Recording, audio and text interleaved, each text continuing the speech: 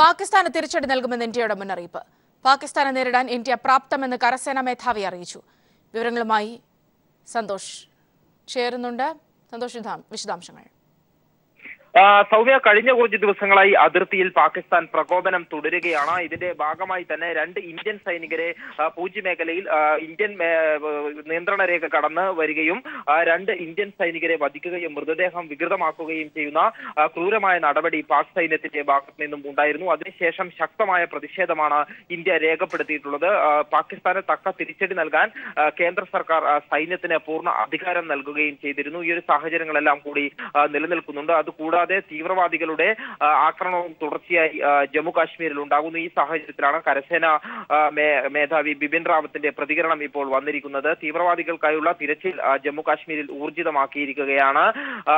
അതിർത്തിക്ക് അപ്പുറത്ത് ഇപ്പോഴും തീവ്രവാദികൾ നുഴഞ്ഞുകയറ്റത്തിനുള്ള ശ്രമവുമായി നിലയുറപ്പിച്ചിട്ടുണ്ടെന്നും കരസേന മേധാവി വ്യക്തമാക്കുന്നു. അതോടൊപ്പം തന്നെ പാകിസ്ഥാന് വളരെ വ്യക്തമായ രീതിയിൽ ഒരു താക്കീത് ഇപ്പോൾ നൽകിയിരിക്കുകയാണ്.